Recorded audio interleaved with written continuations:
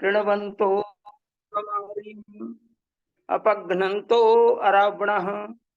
ओम यो भूतं च भव्यं च सर्वं यश्चाधितिष्ठति स्वर्यस्य च केवलं तस्मै ज्येष्ठाय ब्रह्मणे नमः। ओम शांति शांति शांति।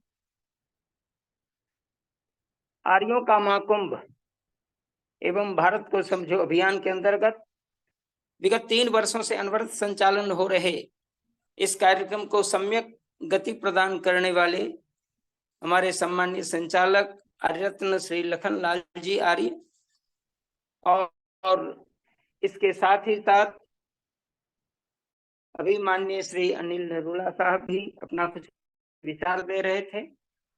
हमारी सभी मातृशक्ति बहनें, देवियों एवं सज्जनों, महर्षि स्वामी दयानंद सरस्वती द्वारा जो सबसे ज्यादा वेद के बाद प्रामाणिक ग्रंथ मनुस्मृति को मानते हुए जो उन्होंने श्लोकों को निबद्ध किया है सत्यार्थ प्रकाश के अंतर्गत,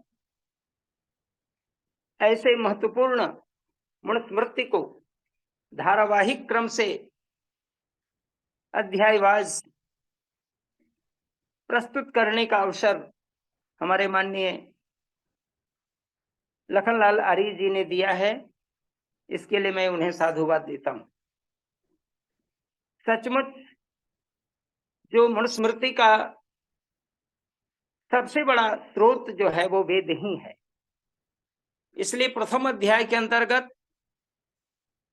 मुख्य रूप से मनुस्मृति की जो महत्ता है उसके रचयिता काल एवं कार्य रूप को भी विशेष रूप से इस अध्याय में प्रकटीभूत किया गया है। और इसमें यह कहा गया है कि मनुस्मृति भारतीय साहित्य मनुप्रोक्त इस ग्रंथ को मनुस्मृति, मनुसंहिता, मानव आदि कई नामों से उल्लेख मिलता है। मनुस्मृति भारतीय सर्वाधिक चर्चित धर्मशास्त्र है क्योंकि अपने रचना काल से ही यह सर्वाधिक प्रामाणिक एवं लोकप्रिय ग्रंथ रहा है। स्मृतियों में इसका स्थान सर्वाधिक महत्वपूर्ण है और यह कह लें कि यह सबसे ऊंचा स्थान इसको प्राप्त है। और यही कारण है कि परवर्ती काल में अनेक स्मृतियां प्रकाश में आई, लेकिन मनुस्मृति के प्रभाव के आगे उनका कुछ न चल सका और वे काल कवलित ही हो गई, ऐसा समझना चाहिए। क्योंकि मनुस्मृति की आभा और उसका प्रकाश, उसका प्रचार, उसका प्रभाव इतना अधिक समाज पर था कि लोग मनुस्मृति के आधार पर अपने संपूर्ण जीवनचर्या को चला रहे थे। और हमारी जितनी भी गतिविधियां हैं, चाहे वो प्रातःकालीन उठ करके मंत्रोच्चारण से संध्योपासना, यज्ञ हवन और उसके साथ ही साथ पूरी की पूरी दिनचर्या जो निहित होती है, जो वेद सम्मत है, उन वेद सम्मत विचारों को मनुस्मृतिकार ने अर्थात स्वयंभव मनु ने अपनी मनुस्मृति के अंदर दिया है।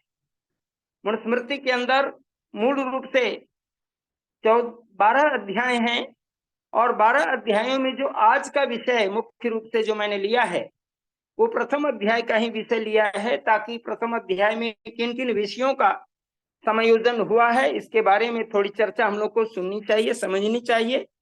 और साथ ही साथ हमारी जो प्रथम जो मनुस्मृति का जो मुख्य उद्देश्य है, महाराज मनु ने जो लिखने का उद्देश्य स्वीकार किया है, इसका मूल भाव यही था कि मनुष्य लोग वेदों के आधार पर जीवन जी सकें।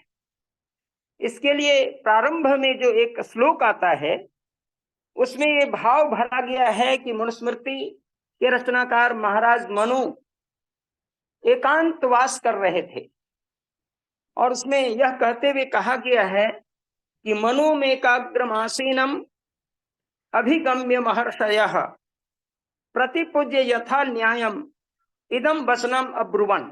यह पहला श्लोक है। इस श्लोक में यह कहा जा रहा है कि महर्षयः अर्थात महर्षि लोग एकाग्रम आसीनम एकाग्रता पूर्वक बैठे हुए मनु स्वयंभव मनु के पास अधिगम्य समीप जाकर पास जाकर प्रतिपूज्य और उसको विधि पूर्वक सत्कार करके वचनम अब्रुवन उन्होंने ऐसे वचन बोले। उन्होंने जो कहा इसके बारे में पहला श्लोक द्योतित करता है और ये कहा गया है, वो आकर के कहते हैं भगवन् सर्ववर्णानाम यथावत अनुपूर्वसा, हे भगवान हे आचार्य, आपने जो एकांतवास करके एकाग्रता पूर्वक जो आपने निवास किया हुआ है, इस निवास करने के मुख्य कारण यही है कि आप संपूर्ण वर्णों और उसके अंतर्गत जो अंतर प्रभवमान जो आश्रम है उन आश्रमों को भी आप ही जानने वाले हो। चारों वर्णों के और चारों वर्णों के अंतर्गत जो प्रभवमान आश्रम की स्थिति बनती है उसकी यथापूर्वम बिल्कुल क्रमानुसार अर्थात ब्राह्मण क्षत्रिय वैश्य और शूद्र और साथ ही साथ उनके आश्रम ब्रह्मचर्य गृहस्थ वानप्रस्थ संन्यास, इन सब बातों को कृपया आप विधि पूर्वक उन धर्मों को उन आचरणों को आप कहने में समर्थ हैं, इसलिए कि आपको मैं योग्य जान करके वक्तुम अर्हसि, मनु महाराज इन सारे कथनों को करने के योग्य थे, इसीलिए उनके पास ऋषिगण आए हैं और आकर के यथापूर्वक स्वागत करने के बाद उनकी अर्चना, उनकी यथायोग्य शुश्रूषा सेवा जो सत्कार होता है ये सब ऋषियों ने किया है महाराज मनु का। और महाराज मनु चूंकि धर्मज्ञ हैं, विद्वान हैं, साधक हैं, तपस्वी हैं, योगी हैं, कर्मठ जीवन जीने वाले हैं और वे सत्य ही बोलने वाले हैं और उनकी संपूर्ण आस्था वेद पर आधारित है, क्योंकि वेद को वो सांगोपांग पढ़े हुए थे।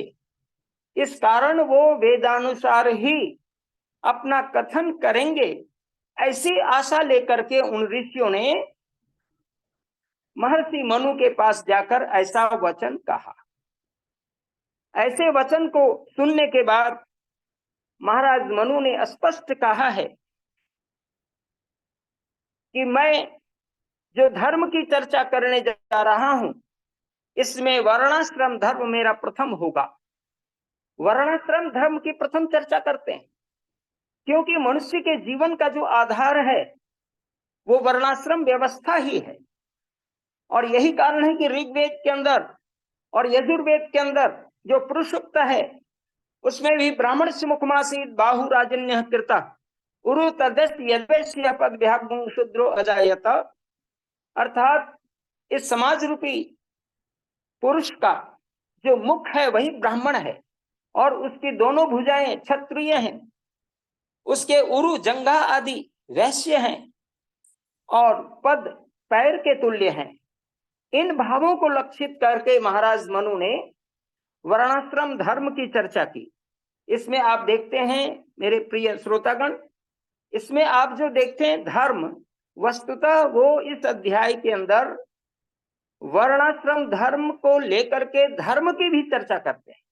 और धर्म की चर्चा वे इसलिए करते हैं कि जो कुछ वे कथन करेंगे उसको समाज के लोग धारण करें और योग्यता अनुसार धारण करें, क्योंकि योग्यता अनुसार धारण करने से ही मनुष्यों के अंदर वह शक्ति और तात्पर्य क्षमता आ जाती है और उसके अनुसार वो जीवन जीने लगते हैं। इसलिए मनुष्य का धर्म है कि वो यथायोग्य अपने सद आचरणों को धारण करें, क्योंकि धर्म का मतलब होता है धारण करना। धार्यते सधर्मा, ध्रिय घय धातु से मन प्रत्यय करने पर धर्म सिद्ध शब्द सिद्ध होता है।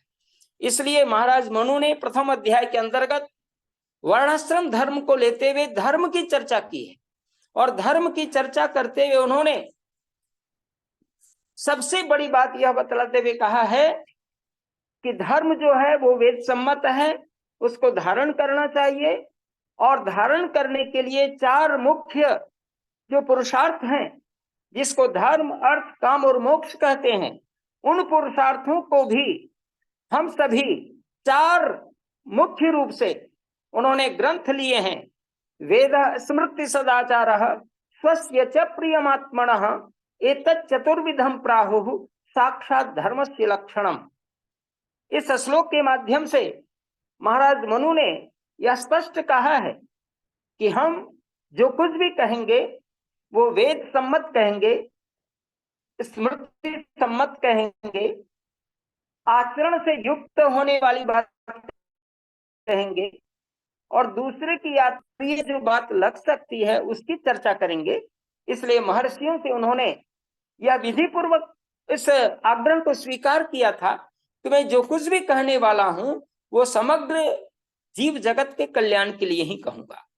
इससे इस आशय से यह घटित होता है कि जो प्रथम अध्याय है उस प्रथम अध्याय के अंतर्गत महाराज मनु ने संपूर्ण मानव हित की चर्चा की है, संपूर्ण प्राणी मात्र के कल्याण की चर्चा की है, और परमात्मा की जो सृष्टि जो सांख्य आदि दर्शनों में बाद में कही गई है, महाराज मनु उसको इस अध्याय में विधि पूर्वक प्रकट करते हैं और कहते हैं कि सृष्टि जो है वो सृष्टि धर्म जो है वह सृष्टि धर्म जो ऋग्वेद के अंदर वर्णित है, जिसको महर्षि दयानंद जी महाराज ने ऋग्वेद आदि भाष्यभूमि के अंदर निर्धारित किया है, उसको मैं भी यहाँ पर कहने वाला हूँ। और वो कहते हैं कि यह पूरी सृष्टि जो है सबसे पहले अंधकाराच्छन्न ही थी, जिसको वेद कहता है तमा आसीत तमसा गूढ़ मक्रे प्रकेतम सलिलम सर्वमा इदम।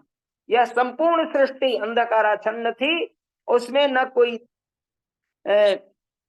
सत था न असत था, अर्थात न मृत्यु थी न अमृत था। इस प्रकार से उन्होंने बिल्कुल एक ऐसी अवस्था का वर्णन किया है जिस अवस्था को महाराज मनु ने वेदों के आधार पर ही घटित किया है, क्योंकि वो संकल्पना स्पष्ट कर देते हैं कि मनुष्यों तुम्हारा जो चार साक्षात लक्षण आने वाला है, जिसको मनुस्मृति के अध्याय प्रथम अध्याय के 121वें श्लोक के अंदर तो उन्होंने इस बात को स्पष्ट कर दिया है कि जो कुछ भी मैं कहने वाला हूं वो वेद सम्मत होगा, स्मृति सम्मत होगा। इसलिए वेद स्मृति सदाचारः स्वस्य च प्रियमात्मनः एतत् चतुर्विधम प्राहुः साक्षात धर्मस्य लक्षणम। मैं साक्षात रूप से धर्म के लक्षण को आपके बीच प्रस्तुत करूंगा, और वह धर्म का लक्षण होगा वेद, माने चारों वेद, ऋग्वेद, यजुर्वेद, सामवेद और अथर्ववेद। स्मृति वैदिक श्रुति को ही कहा गया है, अर्थात जो वेद है उसके पश्चात जो ऋषियों ने अपने स्मरण शक्ति के माध्यम से वेद सम्मत व्याख्याएं लिखी हैं उनको ही स्मृति कहते हैं, और स्मृति ग्रंथ को ही धर्मशास्त्र कहा गया है। इसलिए मनुस्मृति एक हमारा धर्मशास्त्र है और सर्वप्रधान धर्मशास्त्र है, संसार में सबसे प्रसिद्ध धर्मशास्त्र है। इसलिए भारतीय वैदिक साहित्य के अंतर्गत मनुस्मृति को सबसे बड़ा स्थान मिला है वेद के पश्चात। वेद तो सर्वोपरि ग्रंथ है, मानव के लिए कल्याणकारी ग्रंथ है, और महाराज मनु ने भी वेद सम्मत चर्चा करते हुए अपनी इस मनुस्मृति को मनुसंहिता का नाम दिया है, मानव धर्मशास्त्र का नाम दिया है, या मानव शास्त्र का नाम दिया है, ऐसा वो अपने श्लोकों में कहेंगे और कह भी रहे। निश्चित रूप से मनुस्मृति व्यक्ति और समाज के लिए ऐसा धर्मशास्त्र और ऐसा आचार शास्त्र है जो सदा ही सामाजिक व्यवस्थाओं को सुचारू रूप से चलाने के लिए एक विशेष संविधान भी है, और इसको विश्व के आदि संविधान का गौरव प्राप्त है। महर्षि दयानंद को विश्व का आदि संविधान का गौरव भी प्राप्त है, ऐसा प्रथम अध्याय के श्लोकों से घटित होता है। कहने का आशय है कि वेद संसार की जहां प्राचीनतम पुस्तक है, ईश्वर प्रणीत पुस्तक है, वहीं पर वेदों के आधार पर धर्म को लक्षित करते हुए, चार धर्म को लक्षित करते हुए सबसे पहला वेद, और वेद के आधार पर जो उन्होंने सृष्टि की उत्पत्ति का वर्णन किया है प्रथम अध्याय के अंतर्गत, और उसमें चारों ऋषियों से उन्होंने यह कहते हुए कि आपने मेरा सत्कार किया है, इसलिए मैं जो कुछ भी कहूंगा वो वेद सम्मत कहूंगा, वेद के अनुरूप कहूंगा, और वेद के अंदर जो बातें सृष्टि की हैं उससे संबंधित बातों को ही आपके बीच प्रस्तुत करूंगा। इस प्रकार से उन्होंने संपूर्ण ढंग से इन बातों को अंगीकृत किया है और यही कहते हुए कहा है कि भगवान सर्ववर्णानाम यथावत अनुपूर्व्यसः अंतत प्रभावानाम च धर्मान्नो वक्तुम अर्हसि। अर्थात जो कुछ भी मैं कहने जा रहा हूं वो सर्व वर्णों के लिए और सब आश्रमों के लिए हितकारी होगा।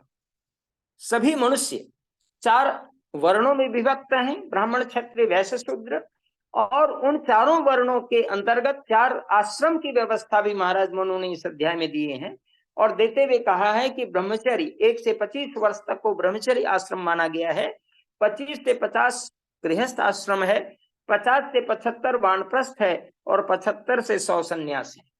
ये 25-25 वर्षों का आश्रम को आश्रम इसलिए यहाँ पर कहा गया है कि निरंतर श्रम की स्थिति बनी हुई है। 1 से 25 वर्ष तक का ब्रह्मचारी जो गुरुकुल में वास कर रहा है और गुरुकुल में पढ़ने के लिए वो अपने आचार्यों के पास जाता है। अगर वो वेदवेत्ता विद्वान बनना चाहता है तो उनके माता पिता उन्हें गर्भ से 5वें वर्ष में ही उपनीत यज्ञोपवीत करके उसे उपनीत कर देता है, अर्थात उसको आचार्य के पास भेज देता है, ऐसा महाराज मनु का मत। और कहा है कि वो वहां पर जाकर के सांगोपांग वेदों का पंडित बनने के लिए स्नातक बन जाता है और स्नातक बनने के पहले उनके जो जीवनचर्या है उसमें गायत्री मंत्र से लेकर के सांगोपांग वेदों का विद्वान बनने की चर्चा महाराज मनु ने की है और इसी को महर्षि दयानंद जी महाराज ने यज्ञोपवीत संस्कार के अंतर्गत और समावर्तन संस्कार के अंतर्गत इस बात को स्पष्ट किया है कि जो ब्रह्मचारी 1 से 25 वर्ष तक विद्या अध्ययन करता है वह गायत्री मंत्र से लेकर के सांगोपांग वेद का पंडित बन जाता है। सांगोपांग, सांगोपांग उसी को कहते हैं, अर्थात वेद के जो 6 अंग हैं, शिक्षा, कल्प, व्याकरण, निरुक्त, छंद और ज्योतिष, और जो 6 उपांग हैं जिसको न्याय, वैशेषिक, सांख्य, योग, मीमांसा और वेदांत, ये 6 शास्त्र कहे गए। इसलिए 6 शास्त्र, वेद, उपांग सहित वो 1 से 25 वर्ष तक ब्रह्मचारी बन करके वो जीवन यापन करे, अर्थात शिक्षा के प्रति सदैव जागृत होने का महाराज मनु का संकल्प था। वो चाहते थे कि हमारे यहाँ कोई भी समाज का ऐसा कोई भी व्यक्ति ना हो जो शिक्षा से वंचित हो। आज की सरकार जहाँ सर्व शिक्षा अभियान चलाई हुई है, समावेशी शिक्षा अभियान चलाई हुई है, महाराज मनु सृष्टि के आदि काल जो वेद सम्मत काल माना गया है, वेद के आधार पर जो हमारा साम्राज्य चलने की जो स्थिति है उसको उन्होंने मनु संहिता के अंतर्गत श्लोकों में निबद्ध करके, सरल ढंग से श्लोकों में निबद्ध करके सबके लिए कहा है कि जो माता और पिता हैं वो अपने बच्चों को खूब शिक्षा दें। और उसी में उन्होंने कहा कि माता शत्रु पिता वैरी ये न बालू न पाठिता न शोभते सभा मध्य हंस मध्य वको यथा। वह माता पिता कितना धन्य है, लेकिन यहाँ पर वो कहते हैं कि माता शत्रु है और पिता वैरी है जो अपने बच्चों को उचित शिक्षा देने के लिए स्कूल में, विद्यालय में या गुरुकुल में नहीं भेजते। और उसी प्रकार उनकी अवमानना होती है जैसे हंसों के बीच में बगुला बिल्कुल आदर से रहित होकर निरादरित हो जाता है।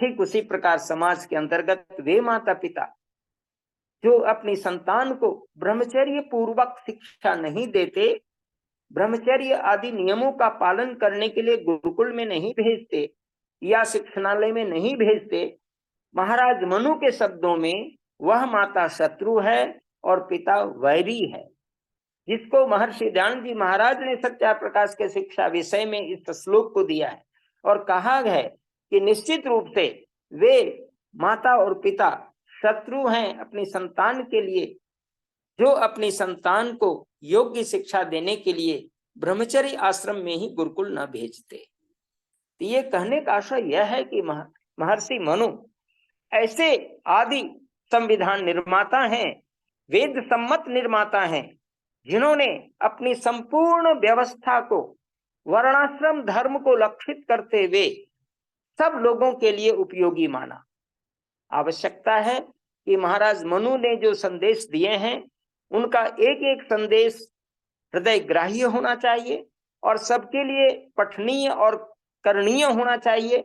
और इसी भाव को लक्षित करते हुए उन्होंने कहा है कि जो अपनी संतान को ब्राह्मण बनाना चाहते हैं वे तदनुकूल उनके साथ ऐसा आचरण करें जैसा स्वयं वो अपने को ब्राह्मण समझते हैं।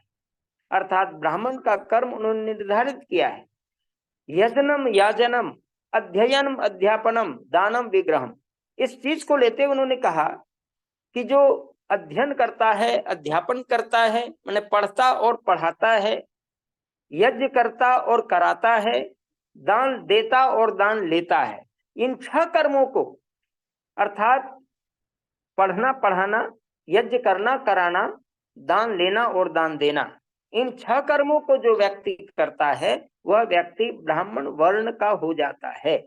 और ब्राह्मण वर्ण का होकर के वो अपने जीवन के अंतर्गत उत्तम संतति को भी वह विधि पूर्वक बना दे, इसके लिए ब्रह्मचर्य आश्रम को भी वर्णाश्रम धर्म के साथ ही जोड़ दिया। वर्ण और आश्रम, जिसको अंतर प्रभावाणाम शब्द का प्रयोग करते हुए महाराज मनु ने कहा है कि जो वर्ण है वही आश्रम के धर्म साथ साथ चलने चाहिए। मानो एक सिक्के के 2 पहलू होते हैं और दोनों पहलू में कोई किसी को कम नहीं कहा जा सकता। अर्थात जैसा वर्ण सबके लिए अनिवार्य है, सबके लिए अच्छा से अच्छा बनने के लिए महाराज मनु चाहते हैं, और उसी अनुरूप 1 से 100 वर्षों तक के जीवन में आश्रम की व्यवस्था को भी लक्ष्यीकृत करते हैं। ब्रह्मचर्य आश्रम जो ब्रह्म अर्थात वेद विद्या, ब्रह्म अर्थात शुक्र की रक्षा, और साथ ही साथ 3 अर्थ ब्रह्म के जानने चाहिए सब लोगों को। ब्रह्म अर्थात वेद, ब्रह्म अर्थात ज्ञान, ब्रह्म अर्थात शुक्र, तीनों की रक्षा जो करता है वही ब्रह्मचारी है। इस बात को महाराज मनु ने ब्रह्मचर्य शब्द पर द्योतित किया है प्रथम अध्याय में, और ये कहा है कि प्रत्येक मनुष्य को चाहिए कि अपनी संतति को उसी अनुरूप शिक्षा दान करे। उसके पश्चात फिर कहते हैं कि वो सांगोपांग स्नातक बने विद्या का, अर्थात वो विद्या पढ़ के विधि पूर्वक वो सांगोपांग पंडित बने। और सांगोपांग पंडित बनने के लिए निश्चित रूप से यह आधार दंत सिद्ध होगा, मनुस्मृति का यह कथन। और यह कहते हुए कि जो आचार्य के पास 3 दिनों तक गर्भ में रहता हुआ वो आचार्य के अधिवासी बन करके, जिसको अंतेवासी कहा गया है, अंतेवासी बन करके अपने जीवन के अंदर इन भावों को ग्रहण करे। निश्चित रूप से महाराज मनु प्रत्येक मनुष्य के बच्चे को शिक्षित करने का सबसे बड़ा उपक्रम बनना वो पसंद करते थे। और उसके पश्चात वो गृहस्थ आश्रम में जाए, और गृहस्थ आश्रम में जाकर के यदि वो वैश्य बनना चाहता है या क्षत्रिय बनना चाहता है तो वो रक्षण कार्य, राष्ट्र के रक्षण के कार्य को करे। और पशु आदि रक्षा, जिसको गोरक्ष वाणिज्य व्यापार की दृष्टि से वैश्य कर्म को लक्षित करते हुए कहा है। और जो तीनों में कुछ भी नहीं घटित कर सका, पढ़ाने पर भी नहीं पढ़ सका, खूब उन्हें प्रयत्न किया गया लेकिन वह किसी भी आश्रम के योग्य नहीं हो सका, तो निश्चित रूप से वो कहाँ जाएगा, किन वर्णों को वो धारण करेगा? तो कहा वो शूद्र वर्ण का होगा। और साथ ही साथ वो आश्रम में वो जा करके भी वो विधि पूर्वक शिक्षण कार्य जो होने चाहिए वो नहीं कर सकता, और नहीं करने के कारण ही उनका जीवन जो है शूद्रवत हो जाता है, अर्थात वो सेवा करने के लिए योग्य ही मात्र समझा जाना चाहिए। ऐसा महाराज मनु की घोषणा है। और वो कहते हैं कि प्रत्येक मनुष्य को चाहिए कि वो अच्छा से अच्छा कर्म करे, अच्छा से अच्छा बने, लेकिन अच्छा से अच्छा बनने और करने से अगर वो नहीं बन पाते तो आचार्य का धर्म है कि उन्हें वो यथा स्वरूप जिस आश्रम या जिस वर्ण के योग्य है उस वर्ण में उन्हें स्थान निरूपित कर दे। और उसके बाद उन्हें ऐसा नहीं कि वहीं पर रहे, फिर वो प्रयास करता है, अगर उसको फिर उनकी संततियां, उनकी जो बच्चे होते हैं, वे बच्चे को वो अच्छी शिक्षा देने के लिए आगे तत्पर रहे। और इस प्रकार से उनकी पूरी छूट दे दी गई है इस अध्याय के अंतर्गत, ताकि वो आगे बढ़ के कार्य को संपादित कर सके। इस अध्याय में सबसे बड़ी बात आई है कि हमारा देश, हमारे में सृष्टि उत्पत्ति, इस विषय में मुख्य रूप से लक्षित किया गया है कि परमात्मा ने जो सृष्टि की है वो सृष्टि उसी प्रकार की है जो सांख्य दर्शन के अंतर्गत बाद में लिखित की गई है। वस्तुतः महाराज मनु भी की भी घोषणा है कि हम अपने सृष्टि क्रम को जो तद आकाशात संभूता, आकाशात वायु, वायु अग्नि, अग्नि आप, आप औषधेयो, औषधियो अन्नो, अन्नो रेत्सा, रेत्सा पुरुषा, अर्थात उस आकाश से अग्नि, आकाश से वायु, वायु से अग्नि, अग्नि से जल, जल से पृथ्वी, पृथ्वी से औषधि, वनस्पतियां, कंद मूल फल, ये सभी क्रमशः निर्धारित होते हैं। पंच महाभूत पृथ्वी जल अग्नि वायु आकाश, पंच सूक्ष्म भूत जिसमें स्थूल सूक्ष्म दोनों को समन्वित करके उसमें उन्होंने 5 सूक्ष्म भूत को लिया है और 5 स्थूल भूत को भी लिया है।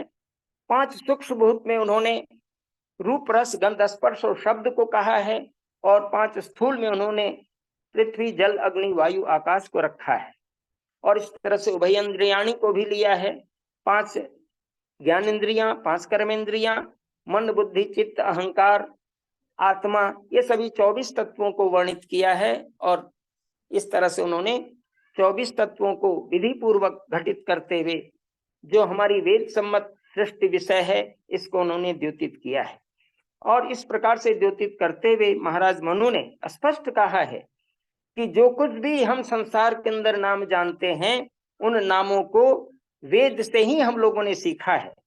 और यह श्लोक बड़ा ही महत्वपूर्ण है, प्रथम अध्याय के 121वां अध्याय, जिसमें कहा गया है कि सर्वेषाम तु नामानि कर्माणि च पृथक पृथक वेद शब्देभ्य एवादो पृथक संस्थाश्च निर्ममे। अर्थात इस संसार के अंदर जो कुछ भी हम आप देख रहे हैं, जैसे व्यक्ति अपने नामों को राम कृष्ण ऋषि महर्षि आदि के नाम भी जो कुछ भी आप हम जान रहे हैं, या अपनी संतानों को जो नाम देते हैं, ये नाम हम अपने से आज नहीं बल्कि सृष्टि की आदि काल में जो वेद थे और वेद के बाद जो स्मृतियां बनी हैं, उन स्मृतियों में उन ऋषियों ने अपनी संतानों को जो नाम दिए हैं, ये सब नाम उन्होंने वेदों से ही सीखा, वेद से ही लिया। इसलिए कहा कि सर्वेषाम तो नामानि, जितने भी नाम हैं, कर्माणि च पृथक पृथक, उनके कर्म के अनुसार उन्होंने व्यवस्था दी। और वेद शब्देभ्य एवादो, निश्चित रूप से इनका वेद के शब्दों से ही ये नाम आए और पृथक पृथक संस्था निर्मल और अलग अलग संस्थाएं, अलग अलग उनके स्थान निरूपित किए गए हैं, ऐसा महाराज मनु का मत है। और उसके बाद उन्होंने इस भारत की, जिसको ब्रह्मावर्त देश कहा है, आर्यावर्त देश कहा है, जहां पर मृग जो है वो निश्चित रूप से बहुत निर्भय होकर के विचरते थे और निर्भय पूर्वक विचरते हुए उन्होंने इस देश को इस रूप में कहा है कि कृष्ण सारस्तु चरति मृगो स्वभावतः।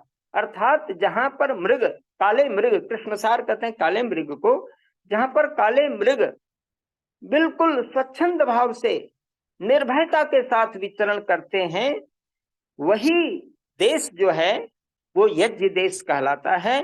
और वह यज्ञ देश ही हमारा ब्रह्मावर्त देश है, हमारा आर्यावर्त देश है। और ऐसे आर्यावर्त देश से इतर जो अतः पूरा इसके बाद का जो देश आने वाला है, वह देश क्या होगा, वह देश किस रूप में कहलाएगा? तो महर्षि मनु कहते हैं कि म्लेच्छ देशः प्रकृतिता, अर्थात वह देश म्लेच्छ देश होगा, अर्थात जहां आर्य भाषा का प्रयोग नहीं होगा, जहां के आचरण वेद सम्मत नहीं होंगे और जहां के लोग यज्ञ से पृथक होंगे, उनको उन्होंने म्लेच्छ देश कहा है। और मलेच्छ देश कहते हुए उन्होंने कहा है कि आर्यावर्त देश की फिर क्या सीमा उन्होंने दी है इस अध्याय के अंतर्गत। तो उन्होंने कहा है कि आ समुद्रात वही पूर्वात आ समुद्रात पश्चिमात तयोरेवांतरम गृहो आर्यावर्तम विदुर्बुधहि। उस देश को आर्यावर्त कहना अर्थात समुद्र से आ समुद्रात वही पूर्वात, पूरब में समुद्र से लेकर के पूरब का समुद्र और पश्चिम के समुद्र तक, पूरब और पश्चिम समुद्र तक, आ समुद्रात वही पूर्व दा समुद्रात पश्चिमात तयोरेवांतरम गृहो, और उसके अंतर्गत जो गृह हो अर्थात जो पर्वत स्थल भाग है और सम भाग है, समतल भाग है, उसको ही हम आर्यावर्त देश कहेंगे। ऐसा महाराज मनु ने अपने इस संदेश के अंदर कहा है।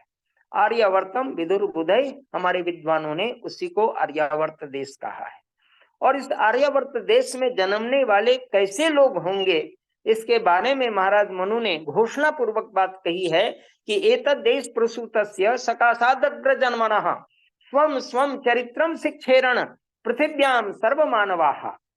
अर्थात ऐ दुनिया के लोगों, इस संसार के देश में सबसे प्रसिद्ध देश जिसको आर्यावर्त देश कहते हैं, इस आर्यावर्त देश में आओ और यहाँ के अग्रजन में विद्वानों के चरणों पर बैठ करके स्वम स्वम चरित्रम शिक्षेरण, अपनी अपने चरित्र की शिक्षा लें।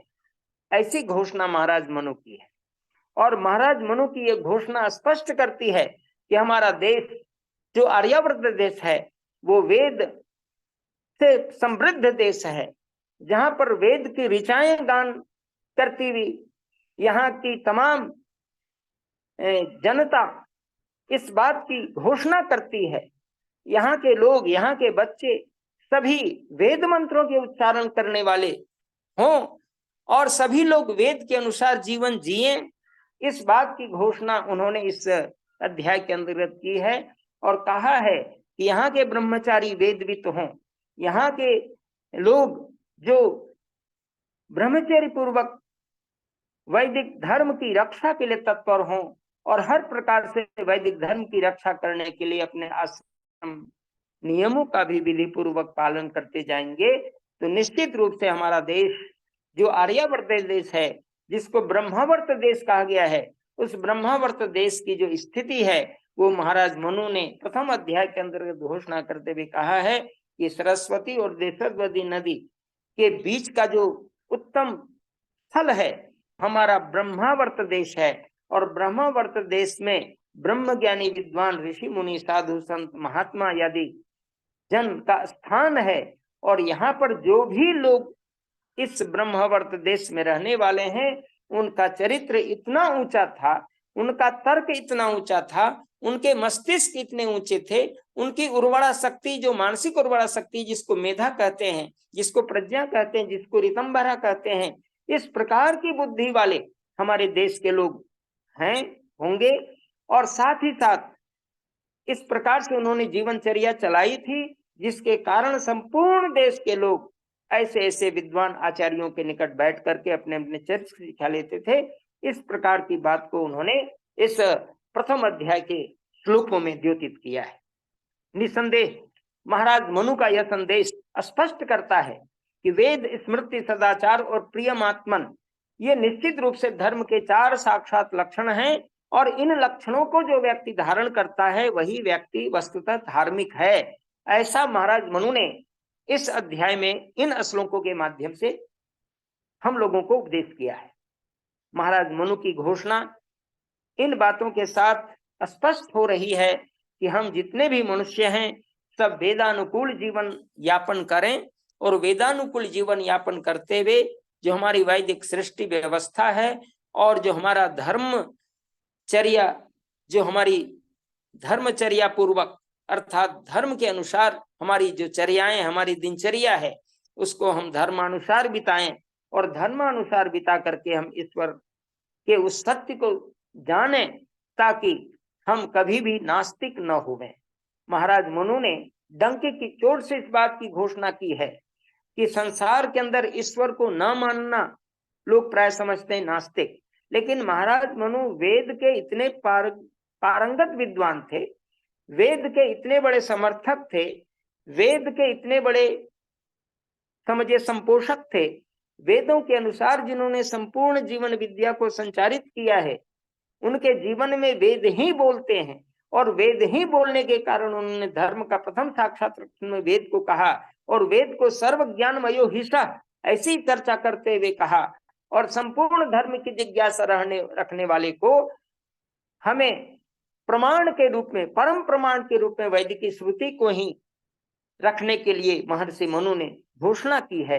अर्थात महर्षि मनु के शब्दों में वेद जो है वह सर्व प्रधान और सर्व प्रमाण, सर्वाधिक प्रमाण की पुस्तक को वो द्योतित करते हैं और साथ ही साथ संपूर्ण वैदिक प्रमाणों में यदि जहां शास्त्र प्रमाण माने जाएंगे तो शास्त्र को उन्होंने परतः प्रमाण माना है और वेद को उन्होंने स्वतः प्रमाण माना है और स्वतः प्रमाण मानने के बाद उन्होंने कहा है कि जो इस वैदिकी श्रुति को नहीं मानता, जो ऐसे धर्माचरण नहीं करता या जो वेद की ऋचाओं पर विश्वास नहीं करता, जो ज्ञान का दुश्मन है, क्योंकि वेद का मतलब ज्ञान ही है, जो ईश्वरीय ज्ञान है, मनुष्य के जीवन को आगे शिक्षित करने वाले जो विशेष ज्ञान है, उन तमाम ज्ञान को जो नहीं मानता है, वस्तुतः महाराज मनु कहते हैं वही नास्तिक है और कहते हैं धर्म जिज्ञासमाना नाम प्रमाणम परमम श्रुते।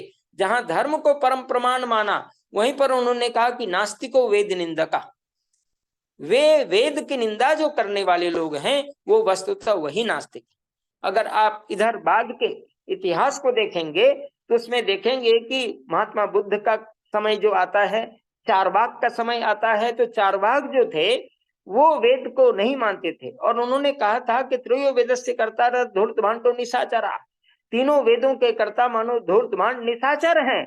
और इस प्रकार की बात करने वाले लोगों ने जहां उनको नास्तिक दर्शनकार माना है, महाराज मनु कहते हैं कि जो वेदों की निंदा करते हैं, जो ईश्वरीय वाणी वेद की निंदा करते हैं, मैं उनको ही साक्षात नास्तिक मानता हूं। ऐसा महाराज मनु का मत है इस प्रथम अध्याय के अंतर्गत। सज्जनों, ये सारी बातें मैं इसलिए कह रहा हूं ताकि मनुस्मृति का जो प्रथम अध्याय है वो सृष्टि क्रम को भी द्योतित करता है और धर्म विशेष जो हमारा जीवन है उसको द्योतित करता है, हमारा वर्ण के अनुसार हमारा जीवन हो इसको द्योतित करता है और उसके अंतर्गत अंतर प्रवहमान जो आश्रम है उनको द्योतित करता है और इस तरह से सृष्टि उत्पत्ति तथा धर्मानुचरण का जो समग्र भाव द्योतित किया जाता है, इसको मनुस्मृति के प्रथम अध्याय में महाराज मनु ने ग्रथित किया है। निसंदेह इन बातों के साथ मैं अपनी वाणी को यहीं पर विराम दे रहा हूं और परमात्मा से प्रार्थना करता हूं कि यदि कोई इस विषय से किसी प्रकार की कोई बात प्रश्न के रूप में आवे, मैं उसका समाधान करने के लिए बैठा हूं और हम अपने माननीय संचालक महोदय से आग्रह करेंगे कि प्रथम अध्याय के अंतर्गत जो बातें बताई गई हैं, इन बातों से संबंधित किन्हीं को कोई शंका हो तो आप पूछ सकते हैं। किसी के मन में कोई शंका हो तो जरूर मंच आपका है। आइए चंद्रकांता जी, प्रेम सचदेवा जी आइए।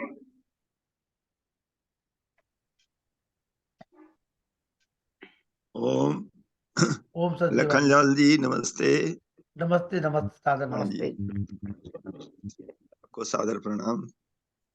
ये भी लखनलाल जी सादर नमन जी पहले प्रेम सचदेवा जी, प्रेम सचदेवा जी, आचार्य जी, प्रेम सचदेवा जी, सुंदर शास्त्री जी, नमस्ते। बोलो प्रेम सचदेवा जी बोलिए। हाँ जी, आचार्य जी आपने जो सृष्टि की उत्पत्ति के बारे में जो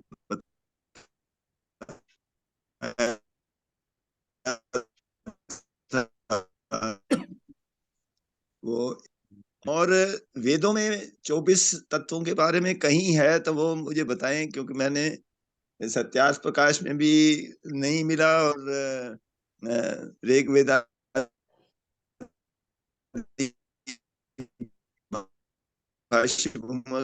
में भी कोई ऐसा प्रसंग नहीं आया जहाँ सांख्य दर्शन में है, योग दर्शन में भी कई जगह बताया गया है। तो कहीं वेदों में हो तो बता दें, अन्यथा कोई बात नहीं। सांख्य दर्शन के अंतर्गत इसकी चर्चा है। जी, वो तो है वो जी क्योंकि दर्शन शास्त्र जो है वो वेदों के अनुरूप जी जी जो है, इसलिए मैंने सोचा कि शायद वेदों में भी कहीं 24 तत्वों के बारे में अगर है तो आप बताएं, नहीं तो ठीक है, धन्यवाद। जी जी। वेदों में मुख्य रूप से जो सृष्टि विषयक मंत्र हैं उनमें स्पष्ट गणना तो नहीं है, क्योंकि वहां पर वेद में चूंकि सूत्रवत बातें दी गई हैं और सूत्र का ही विस्तार स्मृति ग्रंथों में भी किया गया है और खास करके दार्शनिक ग्रंथों में, दर्शनों में किया गया है। वहां पर सूत्रात्मक महर्षि, क्योंकि महर्षि ध्यान करने की वेद के अंतर्गत सूत्र शैली है, परमात्मा ने तो न्यूनोक्ति से काम लिया है और ऋषि लोग जो है उसको फिर उसका विस्तार करते हैं, उन नामों का विश्लेषण करते हैं। इसलिए वेद में अलग अलग नामों की चर्चा नहीं है, वेद में सूत्रात्मक ढंग से इसको द्योतित किया गया है, जिसको बाद में ऋषियों ने उसको अलग अलग विभाजित किया है दर्शन ग्रंथ। जी, बहुत बहुत धन्यवाद आचार्य जी।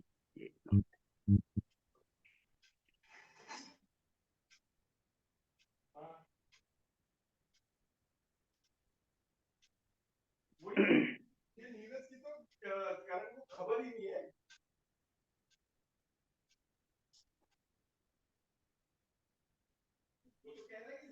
चंद्रकांता जी,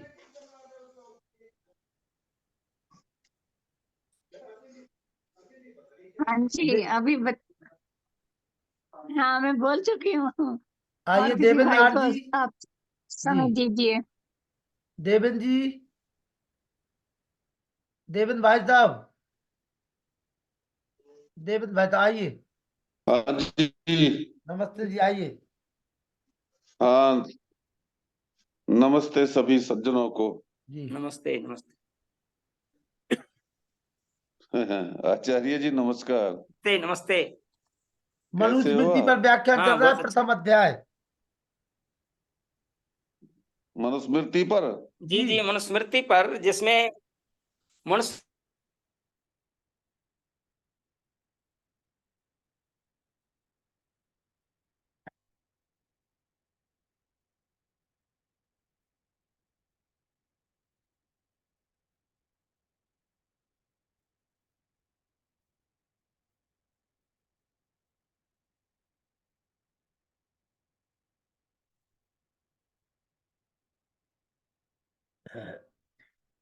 स्मृति से लेकर तद्विदाम आचारश्चैव साधूनाम आत्मनस्तुष्टिरेव च।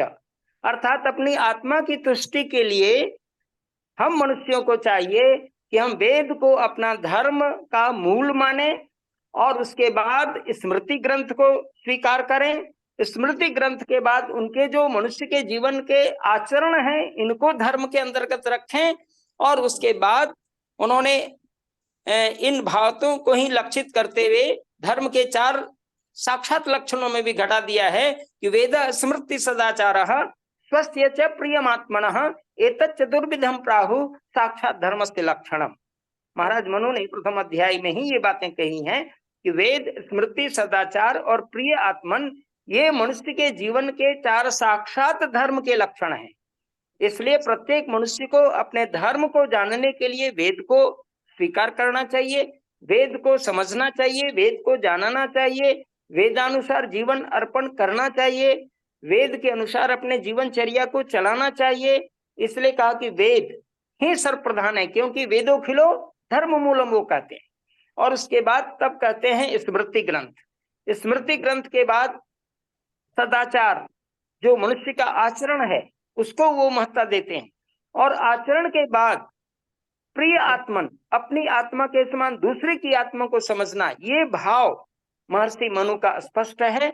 इसलिए महर्षि मनु वेद सम्मत बातें करते थे और इसलिए आज उनके नाम पर जो विरोध कर रहे हैं या किसी प्रकार की विरोधात्मक बातें जो आती हैं वे निश्चित रूप से वो मनुस्मृति को सही ढंग से नहीं पढ़ते और मनुस्मृति की बातों को स्वीकार नहीं करते और विशेष रूप से जो प्रक्षिप्त अंश हैं उस प्रक्षिप्त अंशों के माध्यम से ही मनुस्मृति को लोग खराब समझ लेते हैं। मैं तो समझता हूं कि मनुस्मृति में महाराज मनु जैसा उदारवादी चिंतक और किसी भी स्मृति ग्रंथ का नहीं है। प्रणेता नहीं है, ऐसा हमें समझना चाहिए। और वेद में सबसे उदार चित्त वाला ऋषि महर्षि मनु है। बहुत अच्छे। जी इस विषय में जो है, जैसा भाई लखनलाल जी, आपकी बात पूरी, आपका वक्तव्य पूरा हो गया आचार्य प्रवर? जी हाँ, पूरा हो गया है जी। धन्यवाद धन्यवाद। देखिए, एक बार मॉर्निंग वॉक में चल रहा था मैं, एक पंडित जी मेरे साथ चल रहे थे जी और वो आईएएस रिटायर्ड थे और आपके बिहार से थे। अच्छा मैं प्रेसिडेंट था इसमें आरडब्ल्यूए का, वो मेरे साथ घूम रहे थे मॉर्निंग वॉक। जब मैंने उनसे ये प्रकरण लिया मनुस्मृति के विषय में, मैं उनसे थोड़ी वार्ता करने लगा, तो उन्होंने मनु के विषय में जो शब्द कहे वो मैं सार्वजनिक मंच पर नहीं बोलना चाहता। जैसा अभी आपके मुखारविंद से भी ये शब्द आ रहे थे कि मनुस्मृति के विषय में जो विरोधात्मक टिप्पणियां आती हैं अथवा मनु जी का जो विरोध करते हैं, वो लोग शायद ही मनुस्मृति को अच्छी प्रकार से अध्ययन किया हो, उन लोगों ने शायद ही किया हो। वास्तविकता यही है कि मनुस्मृति को बिना पढ़े ही मनुस्मृति के विषय में इतनी विद्वेषात्मक भाषा और इतनी विरोधात्मक टिप्पणियां कर दी गई हैं कि अब लोग इसको ऐसा मानने लगे हैं कि जैसे ये शायद कोई अछूत ग्रंथ है। जबकि मेरा अपना निजी मानना है कि जब मैं उनसे, पंडित जी से बात कर रहा था, तो उन्होंने कहा कि नहीं नहीं, मनुस्मृति तो बहुत ही खराब ग्रंथ है। मन की वो बहुत खराब ग्रंथ क्यों है कि उसमें उन्होंने पंडितों के लिए 4 गुने सजा की व्यवस्था की है। मन के अच्छा, 4 गुना सजा पंडित को होनी नहीं चाहिए। अगर पंडित गलती करे तो मैं तो कहता हूं, मैं तो मनु का समर्थन करता हूं कि वहां 4 गुना सजा का प्रावधान मनु महाराज ने ठीक किया है उनके लिए। क्यों? देखिए, पंडित से विद्वान का तात्पर्य होता है, और विद्वान का मतलब है कि जो वेदों का, उपनिषदों का ज्ञाता है, वह पंडित है, वह विद्वान है। और जो विद्वान होते हुए गलती कर दे तो उसको सजा ज्यादा होनी चाहिए, और जिसको पता नहीं है, उससे जो गलती हो गई है, उसको सजा कम होनी चाहिए। क्योंकि जो विद्वान है, जो पंडित है, वो इस बात को जानते हुए जो गलती करता है वह ज्यादा सजा का हकदार होगा, और जिसको पता ही नहीं है उसको सजा कम होनी चाहिए।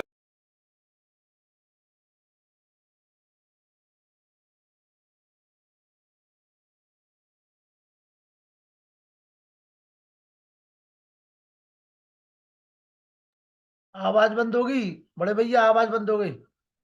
हाँ, अब आ रही है। अब आ रही जी। जिसको मालूम है, मालूम होते हुए जो गलती करे उसको सजा वास्तव में अधिक होनी चाहिए, और पंडित को ये मालूम होता है, उसने सारे विद्वान, सारे वेदों का, शास्त्रों का अध्ययन करने के उपरांत अगर गलती करता है तो सजा उसकी अधिक होगी। ये मैं मन की मनु की बात को अच्छा मानता हूँ। दूसरा, मैं ये मान करके चलता हूँ कि मनुस्मृति तो हमारे जैसे देश का एक संविधान है, ऐसे ही ये पूरी मनुष्य मात्र का, पूरी सृष्टि मात्र का एक संविधान है। यदि उसका उचित रूप से अध्ययन किया जाए तो उसमें सारी बातें, चाहे वो राजनीति की हैं, चाहे वो सामाजिक हैं, चाहे कोई इसी प्रकार की व्यवस्था है, मनुस्मृति कहीं किसी विषय पर गौण और मौन नहीं है। उन्होंने बहुत ही विस्तृत रूप से इसको लिखा है। मैं डॉक्टर सुरेंद्र कुमार के द्वारा जो लिखी गई है शुद्ध मनुस्मृति, मैं उसका अध्ययन करता रहता हूँ, और उसमें देखता हूँ कि उन्होंने जो प्रक्षिप्त विषय है उसको बहुत अच्छी तरीके से छोटे अक्षरों में उसको लाने का प्रयास किया है। जो प्रक्षिप्त विषय है उसको अलग दूसरे शब्दों में लाने का प्रयास किया है, यानी प्रिंटिंग में ही अंतर कर दिया है। उससे उन्होंने शुरू में उसमें लिखा भी है, प्रकथन वगैरह में जो शुरू में आता है कि मैंने इसको इस तरीके से प्रस्तुत करने का प्रयास किया है। जो मोटे मोटे अक्षरों में टाइप है उसका अर्थ ये है, जो छोटे अक्षरों में टाइप है प्रिंट है उसका अर्थ ये है। तो इस तरीके से डॉक्टर सुरेंद्र कुमार का इसमें बहुत बड़ा योगदान है, प्रक्षिप्त विषय को अलग निकाल देना और सही मनुस्मृति को हमारे सामने प्रस्तुत कर देना।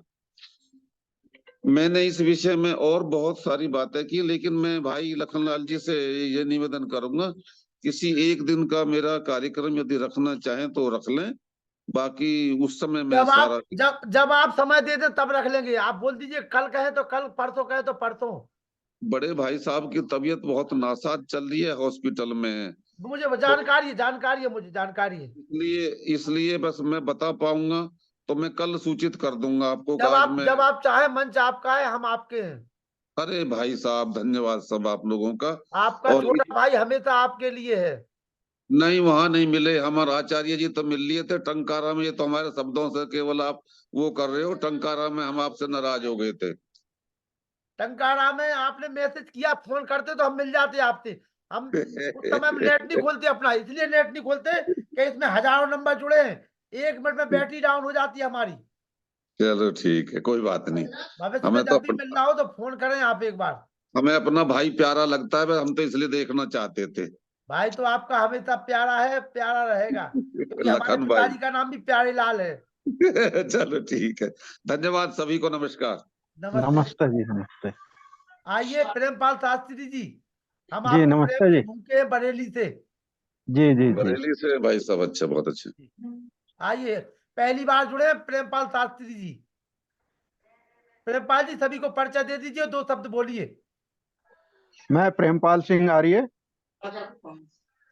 आर्य समाज कुलचा खोर्द मीरगंज बरेली के प्रधान। कैसे हैं बाबू? बस अच्छा हूँ। कैसी? बस बैठा हूँ बेटा। देवेंद्र जी आप अपना माइक बंद कर दीजिए, माइक बंद नहीं हो रहा आपका। ओमपाल आर जी, ओमपाल जी, हाँ बेटा। आज मैंने पढ़ाई में ICT देवेंद्र जी अपना माइक बंद कर दीजिए।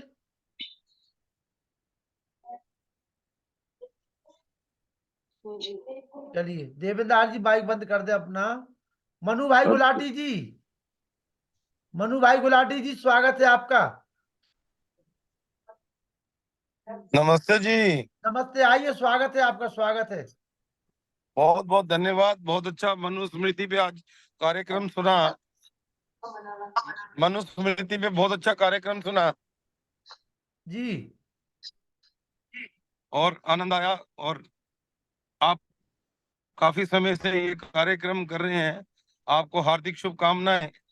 और बहुत अच्छा कार्यक्रम आप कर रहे हैं, बहुत बहुत धन्यवाद आपका लखन जी, बहुत बहुत धन्यवाद। बहुत बहुत आभार। ये हमारे हार्दिक शुभ। जी, बोलिए मनु भाई, बोलिए। हाँ जी, हाँ जी, मैं चंडीगढ़ जा रहा हूँ, आज आपका कार्यक्रम सुना और बहुत ही मनुस्मृति के ऊपर, जो मनुस्मृति को मैं अभी पूरा अध्ययन नहीं करा मैंने। जब मैं पूरा अध्ययन करूंगा, वो मनुस्मृति के बारे में हमने काफी सुना है, लेकिन मैंने अभी अध्ययन नहीं करा इसका। तो अभी आपका कार्य अध्ययन करने का ये बहुत अच्छा मौका है कि यहाँ प्रतिदिन मनुस्मृति पे चर्चा हो रही है। मनुस्मृति पे प्रतिदिन चर्चा हो रही है यहाँ पे। राजेश्वर जी मैं लगातार देख रहा हूँ। नमस्ते डॉक्टर भैया। नमस्ते। थोड़ा सा शंका है, मैं अनिल जी के साथ शेयर करना चाहता हूँ। शास्त्री जी, नमस्ते। शास्त्री जी, पूछिए पूछिए, बोलिए। राजेश्वर हैदराबाद से। शास्त्री जी नमस्ते। जी जी, नमस्ते नमस्ते। शास्त्री जी, आपने बताया इस 24 तत्वों के बारे में। किनके? 24 है, 25 है? आत्मा को लेकर के 25 है, पंचविंशति गणे। आत्मा के लिए 25। जी जी, धन्यवाद।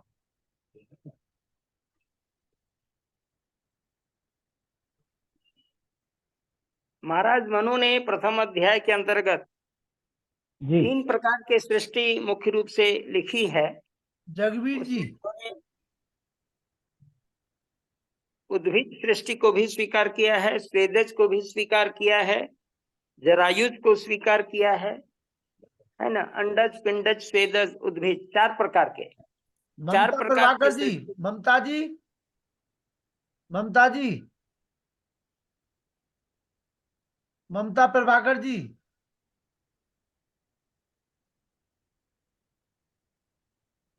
ममता जी, आइए ममता जी। जी जी सर। मनुस्मृति के बारे में आपने सुना?